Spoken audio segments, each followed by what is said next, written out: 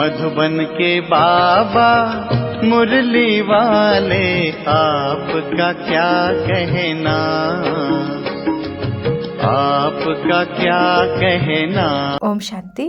21 मई के महावाक्य हैं। बाबा बोले, मीठे बच्चे, शिव बाबा वंडरफुल बाप है, टीचर और सदगुरु है। उसे अपना कोई बाप नहीं, वह कभी किसी से कुछ सीखता नहीं, उन्हें गुरु की दरकार नहीं। ऐसा वंडर खाकर तुम्हें याद करना चाहिए। प्रश्न है आज का, याद में कौन सी नवीनता हो तो आत्मा सहज ही पावन बन सकती है? उत्तर है, याद में जब बैठते हो तो बाप की करंट खींचते रहो। बाप तुम्हें देखे और तुम बाप को देखो। ऐसी याद ही आत्मा को पावन बना सकती है। यह बहुत सहज याद है, लेकिन बच्चे घड़ी घड़ी भूल जाते हैं कि हम आत्मा हैं, शरीर नहीं। देही अभिमानी बच्चे ही याद में ठहर सकते हैं। ओम शांति। मीठे मीठे बच्चों को यह तो निश्चय है कि यह हमारा बेहद का बाप है। उनका कोई बाप नहीं। दुनिया में ऐसा कोई मनुष्य नहीं होगा जिसका बाप ना हो। एक एक बात बड़ी अच्छी समझने की है, और फिर नॉलेज भी वह सुनाते हैं जो कब पढ़ते नहीं तो मनुष्य मात्र कुछ न कुछ पढ़ते जरूर है। श्री कृष्ण भी पढ़ा है। बाप कहते हैं, मैं क्या पढ़ूं, मैं तो पढ़ाने आया हूँ। मैं पढ़ा हुआ नहीं हूँ। मैंने कोई से शिक्षा नहीं ली है, कोई गुरु नहीं किया है। ड्रामा प्लान अनुसार बाप की जरूर ऊंच ते ऊंच महिमा होगी। गाया भी जाता है, ऊंचे ते ऊंचा भगवन। उनसे ऊंचा फिर क्या होगा? न बाप, न टीचर, न गुरु। इस बेहद के बाप का ना कोई बाप है, न टीचर है, ना गुरु है। यह स्वयं ही बाप, टीचर, गुरु है। यह तो अच्छी तरह समझ सकते हो। ऐसा कोई भी व्यक्ति हो नहीं सकता। यही वंडर खाकर ऐसे बाप, टीचर, सदगुरु को याद करना चाहिए। मनुष्य कहते भी है, ओ गॉड फादर। वह नॉलेजफुल टीचर भी है, सुप्रीम गुरु भी है। एक ही है ऐसा, कोई दूसरा मनुष्य मात्र नहीं होगा। उनको पढ़ाना भी मनुष्य तन में है। पढ़ाने के लिए मुख तो जरूर चाहिए। यह भी बच्चों को घड़ी घड़ी स्मृति रहे तो भी बेड़ा पार हो जाए। बाप को याद करने से ही विकर्म विनाश होंगे। सुप्रीम टीचर समझने से सारा ज्ञान बुद्धि में आ जाएगा। वह सदगुरु भी है, हमको योग सिखला रहे हैं। एक के ही साथ योग लगाना है। सभी आत्माओं का एक ही फादर है। सब आत्माओं को कहते हैं, मामेकम याद करो। आत्मा ही सब कुछ करती है। इस शरीर रूपी मोटर को चलाने वाली आत्मा है। उनको रथ कहो व कुछ भी कहो, मुख्य चलाने वाली आत्मा ही है। आत्मा का बाप एक ही है। मुख से कहते भी हो, हम सब भाई भाई हैं। एक बाप के बच्चे हम सब भाई भाई हैं। फिर जब बाप आते हैं प्रजापिता ब्रह्मा के तन में, तो भाई बहन होना पड़ता है। प्रजापिता ब्रह्मा मुख वंशावली तो भाई बहन होंगे ना। भाई की बहन से कभी भी शादी नहीं होती है। तो ये सब प्रजापिता ब्रह्मा कुमार कुमारियां हो गए। तो भाई बहन समझने से जैसे बाप के लवली चिल्ड्रन ईश्वरीय संप्रदाय हो गए। तुम कहेंगे, हम हैं डायरेक्ट ईश्वरीय संप्रदाय। ईश्वर बाबा हमको सब कुछ सिखला रहे हैं। वह कोई से सीखा हुआ नहीं है, वह तो है ही सदैव संपूर्ण। उनकी कलाएं कभी कम नहीं होती और सबकी कलाएं कम होती है। हम तो शिव बाबा की बहुत महिमा करते हैं। शिव बाबा कहना बड़ा इजी है और बाप ही पतित पावन है। सिर्फ ईश्वर कहने से इतना जचता नहीं है। अभी तुम बच्चों को दिल में जचता है। बाप कैसे आकर पतितों को पावन बनाते हैं। लौकिक बाप भी है, पारलौकिक बाप भी है। पारलौकिक बाप को सभी याद करते हैं, क्योंकि पतित है तब याद करते हैं। पावन बन गए फिर तो दरकार नहीं पतित पावन को बुलाने की। ड्रामा देखो कैसा है। पतित पावन बाप को याद करते हैं, चाहते हैं हम पावन दुनिया के मालिक बने। शास्त्रों में दिखाया है देवताओं और असुरों की लड़ाई लगी, परंतु ऐसा तो है नहीं। अभी तुम समझते हो हम न असुर हैं न देवता हैं, अभी हम हैं बीच के। सभी तुमको कूटते रहते हैं। यह खेल बड़ा मज़े का है। नाटक में मज़ा ही देखने जाते हैं ना, वो सब है हद के ड्रामा। यह है बेहद का ड्रामा, इनको और कोई नहीं जानते। देवताएं तो जान भी नहीं सकते। अभी तुम कलयुग से निकल आए हो। जो खुद जानते हैं वह औरों को भी समझा सकते हैं। एक बार ड्रामा देखा तो फिर सारा ड्रामा बुद्धि में आ जाएगा। बाबा ने समझाया है, यह मनुष्य सृष्टि रूपी झाड़ है, इनका बीज ऊपर में है। विराट रूप कहते हैं ना। बाप बैठ तुम बच्चों को समझाते हैं। मनुष्य को यह पता नहीं है शिव बाबा कोई से भाषा सीखा होगा, जबकि उनका कोई टीचर ही नहीं, तो भाषा फिर क्या सीखा होगा। तो जरूर जिस रथ में आते हैं उनकी भाषा ही काम में लाएगा। उनकी अपनी भाषा तो कोई है नहीं, वह कुछ पढ़ते सीखते ही नहीं, उनका कोई टीचर होता नहीं। श्री कृष्ण तो सीखता है, उनके माँ बाप टीचर हैं, उनको गुरु की दरकार ही नहीं, क्योंकि उनको तो सद्गति मिली हुई है। यह भी तुम जानते हो। तुम ब्राह्मण हो सबसे ऊंच, यह तुम स्मृति में रखो। हमको पढ़ाने वाला है बाप। हम अभी ब्राह्मण हैं, ब्राह्मण देवता। कितना क्लियर है। बाप को तो पहले से ही कह देते हैं, वह सब कुछ जानते हैं। क्या जानते हैं ये किसी को पता नहीं। वह नॉलेजफुल है। सारे सृष्टि के आदि मध्य अंत की उनको नॉलेज है। बीज को सारे झाड़ की नॉलेज होती है। वह तो है जड़ बीज, तुम हो चैतन्य। तुम अपने झाड़ की नॉलेज समझाते हो। बाप कहते हैं मैं इस वैरायटी मनुष्य सृष्टि का बीज हूँ। है तो सब मनुष्य परंतु वैरायटी है। एक भी आत्मा के शरीर के फीचर्स दूसरे जैसे नहीं हो सकते।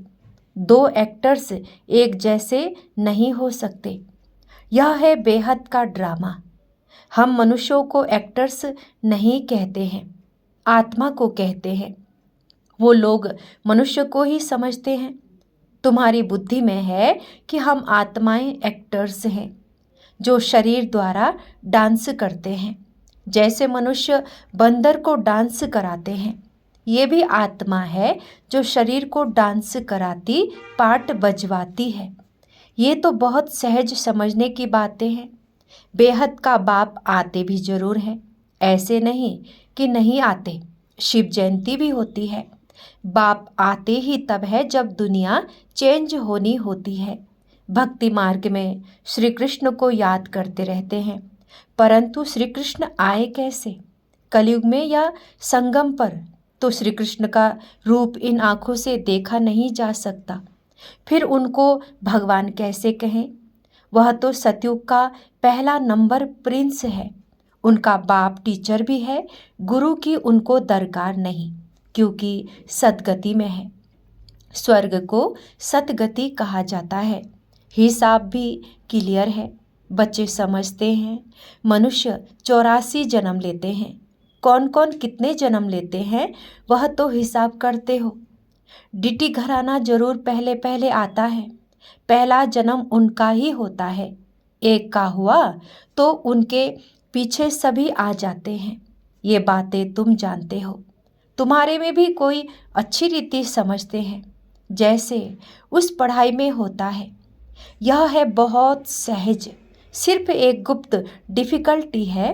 तुम बाप को याद करते हो, उसमें माया बिघन डालती है, क्योंकि माया रावण को हसद अर्थात ईर्ष्या होती है। तुम राम को याद करते हो तो रावण को हसद होता है कि हमारा मुरीद राम को क्यों याद करता है। ये भी ड्रामा में पहले से ही नोद है, नई बात नहीं। कल्प पहले जो पार्ट बजाया है वही बजाएंगे। अभी तुम पुरुषार्थ कर रहे हो।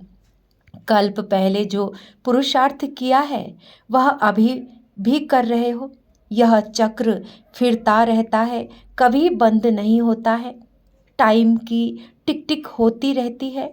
बाप समझाते हैं यह 5000 वर्ष का ड्रामा है। शास्त्रों में तो कैसी कैसी बातें लिख दी है। बाप ऐसे कभी नहीं कहेंगे कि भक्ति छोड़ो, क्योंकि अगर यहाँ भी चल नहीं सके और वहाँ भी छूट जाए तो ना इधर का ना उधर का ही रहे, कोई काम का ही नहीं रहा। इसीलिए तुम देखते हो कई मनुष्य ऐसे भी हैं जो भक्ति आदि कुछ नहीं करते, बस ऐसे ही चलता रहता है। कई तो कह देते हैं भगवान ही अनेक रूप धरते हैं। अरे ये तो बेहद का ड्रामा अनादि बना बनाया है जो रिपीट होता रहता है। इसलिए इसको अनादि अविनाशी वर्ल्ड ड्रामा कहा जाता है। इसको भी तुम बच्चे ही समझ रहे हो। इसमें भी तुम कुमारियों के लिए तो बहुत सहज है। माताओं को तो जो सीढ़ी चढ़ी है वह उतरनी पड़े। कुमारियों को तो कोई और बंधन नहीं, चिंतन ही नहीं, बाप का बन जाना है। लौकिक संबंध को भूल पारलौकिक संबंध जोड़ना है। कलयुग में तो है ही दुर्गति, नीचे उतरना ही है ड्रामा अनुसार। भारतवासी कहते हैं यह सब कुछ ईश्वर का है, वह मालिक है। तुम कौन हो? हम आत्मा हैं, बाकी ये सब कुछ ईश्वर का है। यह देह आदि जो कुछ है परमात्मा ने दिया है। मुख से कहते ठीक है, कह देते हैं ये सब कुछ ईश्वर ने दिया है। अच्छा, फिर उनकी दी हुई चीज में खयानत थोड़ी डालनी चाहिए, परंतु उस पर भी चलते नहीं, रावण मत पर चलते हैं। बाप समझाते हैं तुम तो ट्रस्टी हो, परंतु रावण संप्रदाय होने कारण तुम ट्रस्टी पने में अपने को धोखा देते हो। मुख से कहते एक हो, करते दूसरा हो। बाप ने चीज दी फिर ले ली तो उसमें तुमको दुख क्यों होता है? ममत्व मिटाने के लिए ही यह बातें बाप अपने बच्चों को समझाते हैं। अब बाप आए हैं, तुमने ही पुकारा है, बाबा हमको साथ ले चलो। हम रावण राज्य में बहुत दुखी हैं, आकर हमको पावन बनाओ, क्योंकि समझते हैं पावन बनने बिगर हम जा नहीं सकते। हमको ले चलो। कहाँ? घर ले चलो। सब कहते हैं हम घर जाएं। श्री कृष्ण के भक्त चाहते हैं हम कृष्णपुरी बैकुंठ में जाएं। सतयुग ही याद रहता है, प्यारी चीज है। मनुष्य मरता है तो स्वर्ग जाता नहीं है।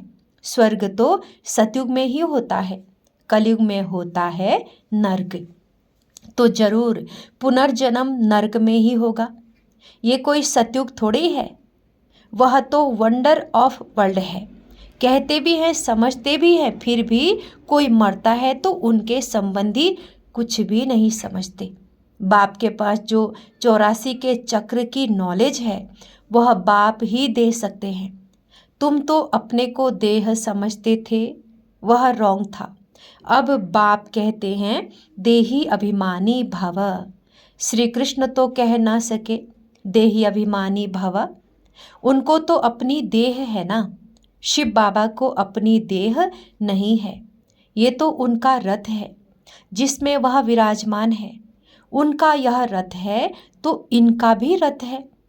इनकी अपनी आत्मा भी है, बाप का भी लोन लिया हुआ है। बाबा कहते हैं मैं इनका आधार लेता हूँ, अपना तो है नहीं, तो पढ़ाएंगे कैसे? बाप रोज बैठ बच्चों को कशिश करते हैं कि अपने को आत्मा समझ और बाप को देखो। ये शरीर भी भूल जाए, हम तुमको देखें, तुम हमको देखो।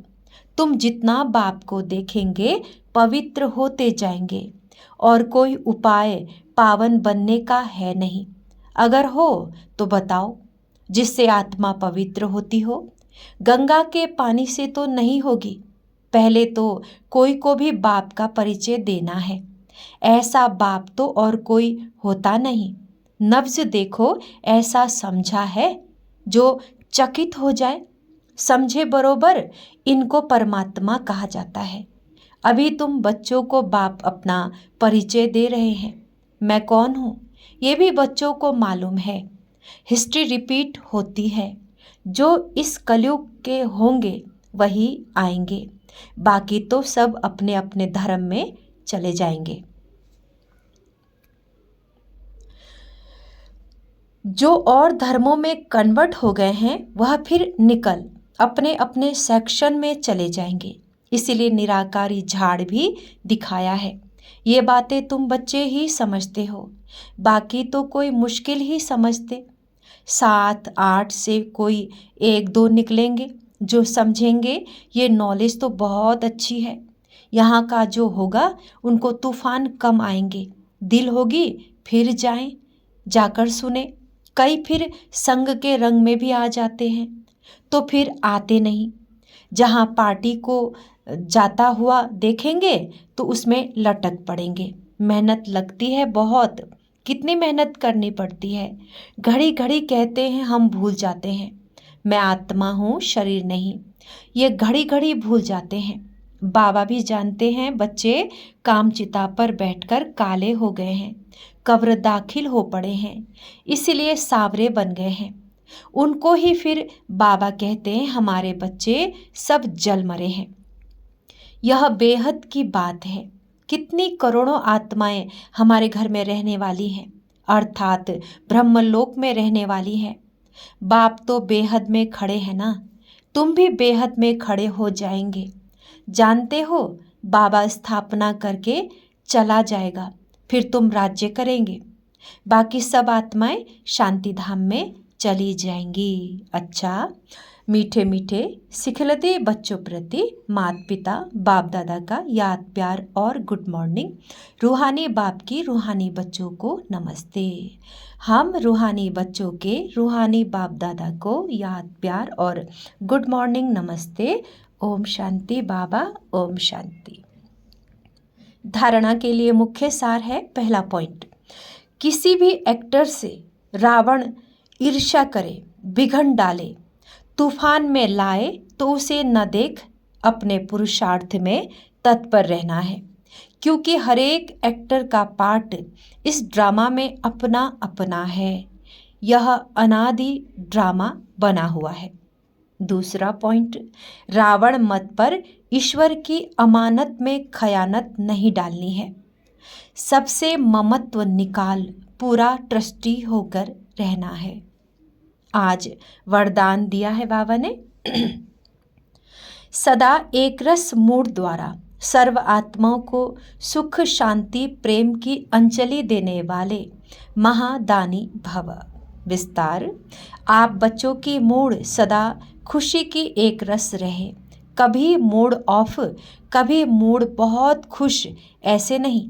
सदा महादानी बनने वालों की मूड कभी बदलती नहीं है।